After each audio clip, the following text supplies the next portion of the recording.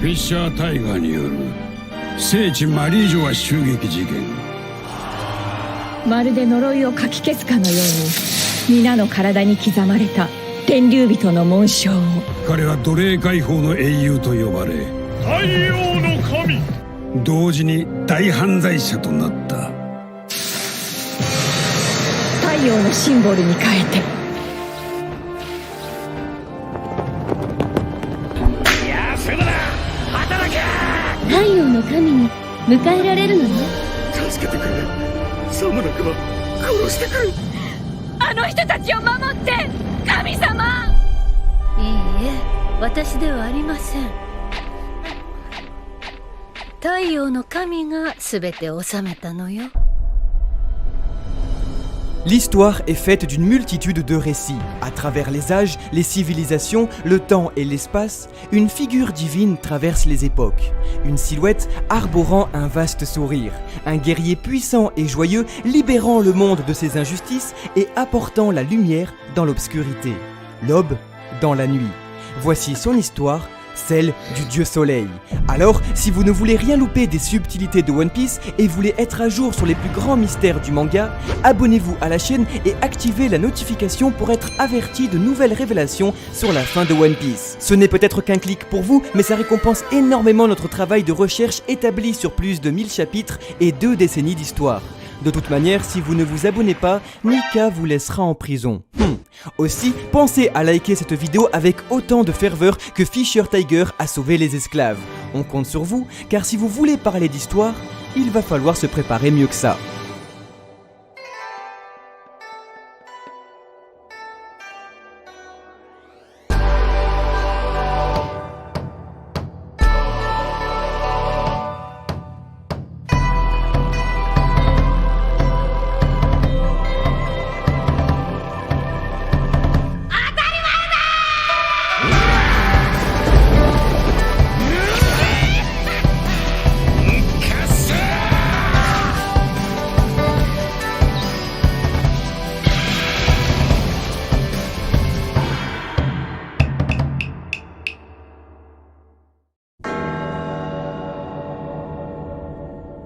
Il y a bien longtemps, bien avant notre calendrier, le peuple des Chandia croyait en la chose la plus précieuse au monde, le son d'une cloche.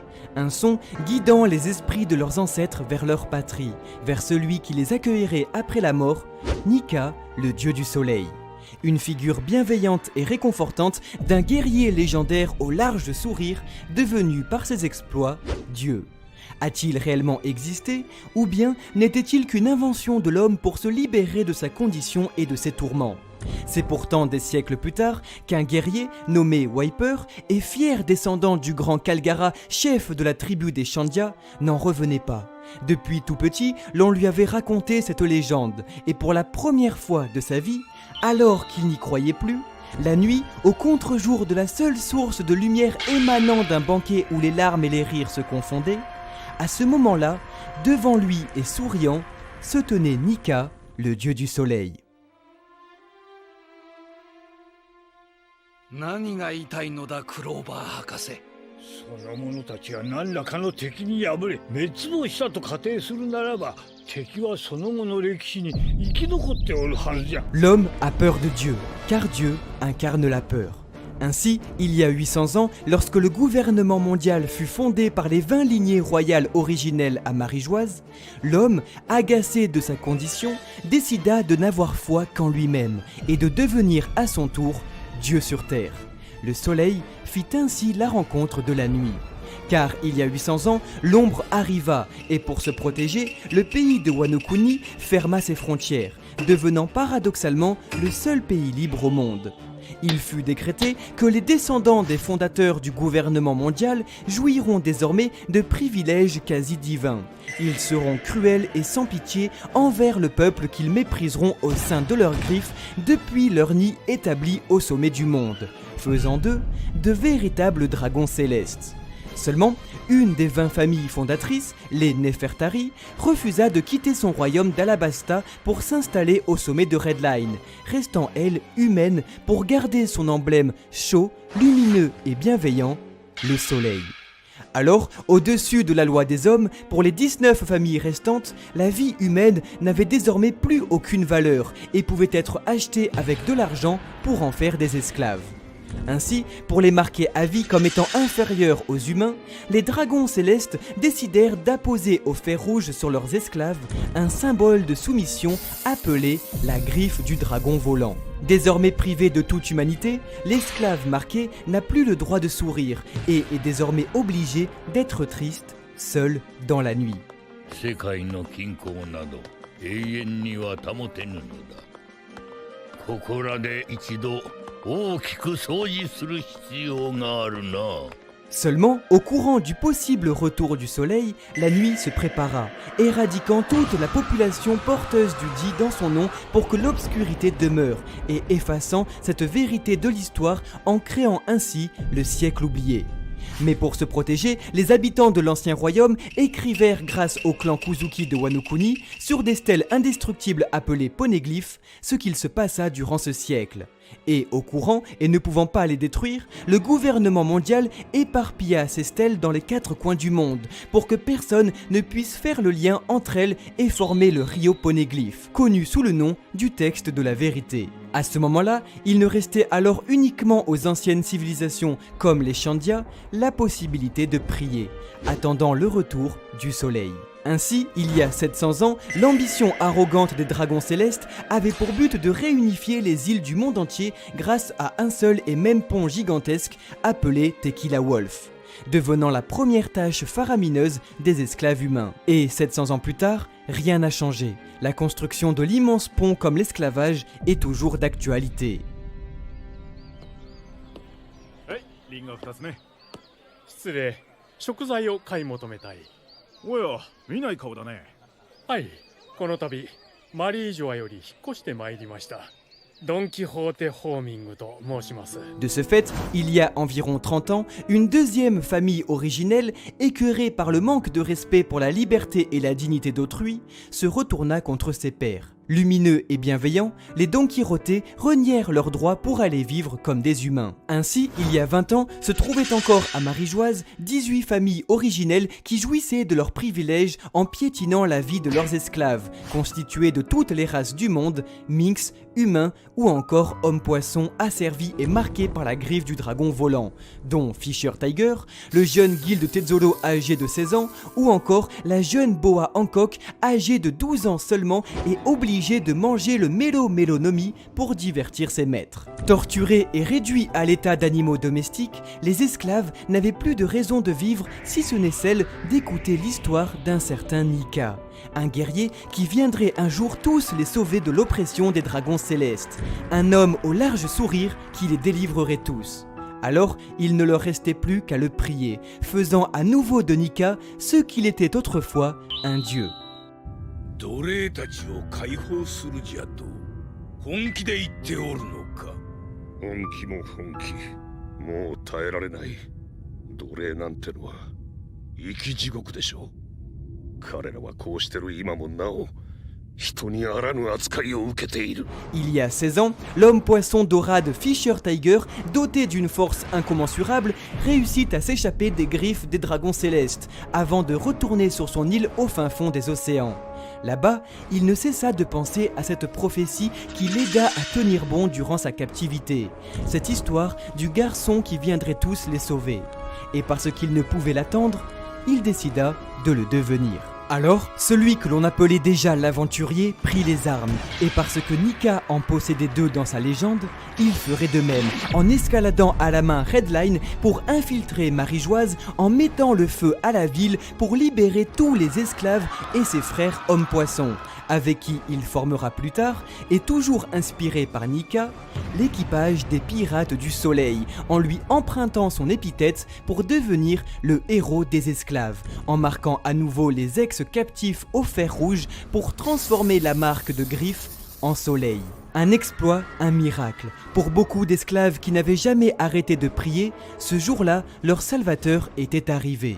Seulement, c'est sur son lit de mort, des années plus tard, que Fisher Tiger raconta tout à son bras droit, le paladin des mers Jinbei, qui apprit à son tour l'existence de Nika et l'influence qu'il eut sur son ami et capitaine.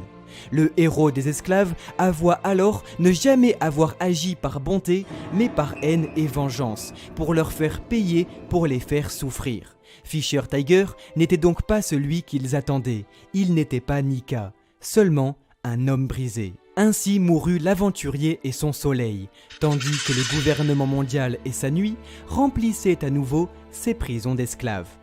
もう知らん弱虫が撃つ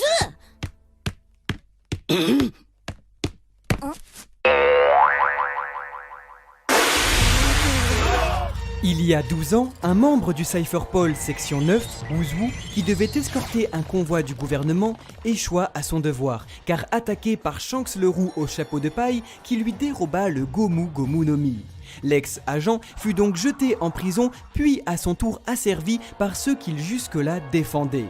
Plein de rancœur et brisé, le félin n'avait pas d'autre choix que d'écouter à son tour la prophétie de Nika, plus populaire que jamais, lorsqu'un garde vint tout lui raconter. Alors, c'est à son tour que Wuzu se mit à prier le dieu du soleil, espérant qu'un jour, il vienne le sauver. Seulement plus tard, le gardien qui lui avait tout raconté disparut étrangement dans l'ombre du gouvernement. Wuzu le comprit, le temps pressait. Alors l'ex-agent réussit à s'échapper pour se venger de celui qui porte aujourd'hui le chapeau de paille et qui mangea le Gomu Gomu no Mi, Monkey D. Luffy.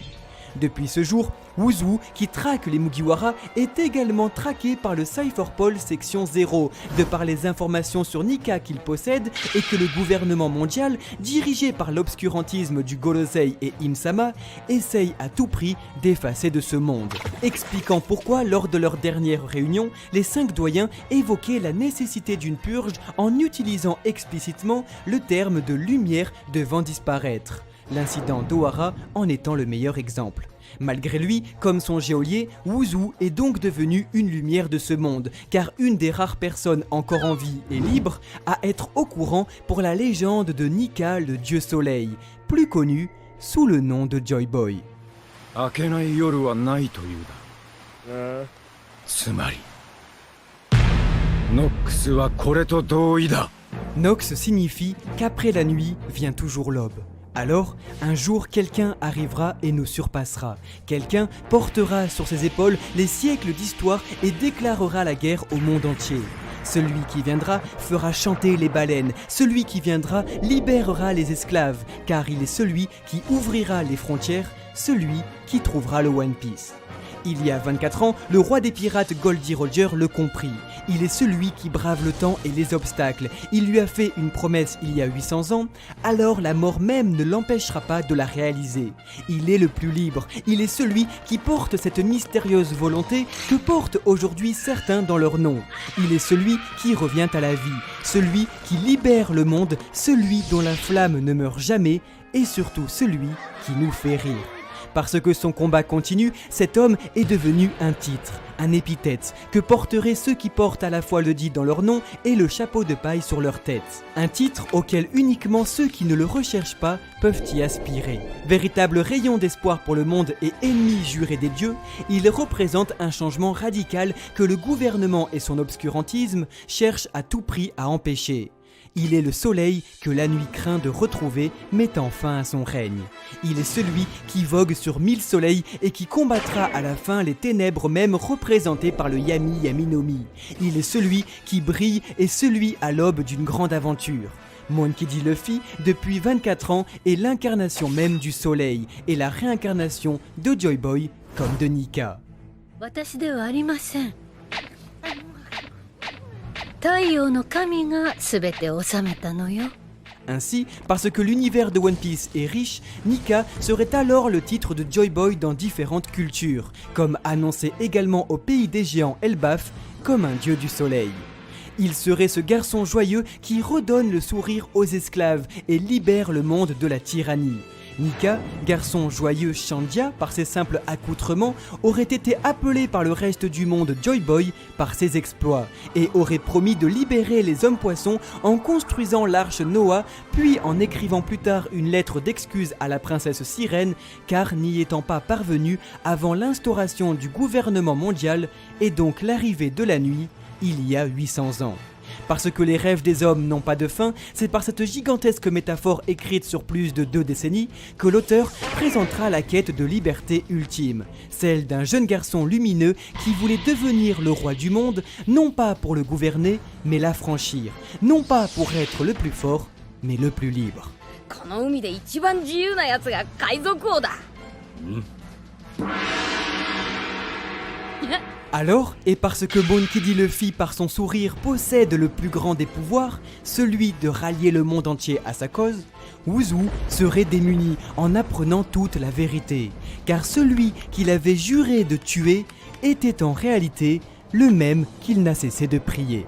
Oui, Luffy est celui qui est prophétisé comme le destructeur de l'île des hommes-poissons, pour les amener à la surface et réaliser leur rêve de liberté. Cette même île se trouvant exactement sous Marie-Joise. Le capitaine des Mugiwara, Monkey D. Luffy, Nika, le dieu soleil, le chapeau de paille Joy Boy, détruirait Redline grâce aux armes antiques et libérerait ainsi non pas les esclaves, mais le monde entier du joug du gouvernement mondial, tout en réouvrant les frontières de Wano Kuni, fermé depuis 800 ans. Se distinguant par sa bravoure et ses mérites exceptionnels, Luffy deviendrait alors ce qu'il a toujours refusé d'être, un héros, sauvant l'humanité sans même s'en rendre compte en gardant toute la viande rien que pour lui. お前ヒーローってなんだか分かってんのか？例えば肉があるだろ？海賊は肉で宴をやるけど、ヒーローは肉を人に分け与えるやつのことだ。俺は肉を食いたい！ Terminant son histoire sur son rêve, celui d'organiser le plus grand banquet du monde pour tenir sa promesse de retrouver tous ceux qu'il a rencontrés pour rire avec eux. 彼を探して麦わらの帽子をかぶった海賊の坊やを麦わらのルフィによって彼の手によってこの魚人島は滅ぼされる Voilà pourquoi Shirley sur l'île des hommes-poissons prophétisait la destruction et Barbe Blanche à Marineford la guerre. いつか来るその世界中を巻き込むほどの巨大な戦いを恐れている Car c'est bien par la destruction de Tequila Wolf comme l'île des hommes-poissons et donc de Marie-Joise se trouvant juste au-dessus sur Redline, et par la déclaration de guerre au dragon céleste que Luffy libérera les esclaves et deviendra Nika. Et en emmenant les hommes-poissons à la surface grâce à Noah et en ouvrant les frontières de Wano Kuni, qu'il réalisera la promesse faite à Poséidon et la prophétie de Toki Kuzuki en devenant Joy Boy. Il ne forme qu'un et est attendu depuis 800 ans. Non Teach, ce n'est pas toi que le monde attend. Edward Newgate, Oden Kuzuki et Goldie Roger le savaient. À la toute fin, le soleil devra affronter la nuit, la lumière devra affronter les ténèbres. Car une aube nouvelle et étincelante se lèvera sur le monde, la nuit disparaîtra, les océans seront réunifiés et ne feront plus qu'un. Un seul tableau, une seule pièce, One Piece. Ce jour-là, Wiper, grand guerrier de la tribu des Shandia, le comprit sans même le savoir. Car depuis tout petit, l'on lui avait raconté cette légende, et pour la première fois de sa vie, alors qu'il n'y croyait plus, la nuit, à contre-jour de la seule source de lumière émanant d'un banquet où les larmes et les rires se confondaient, à ce moment-là, devant lui et souriant, se tenait Nika, le dieu du soleil.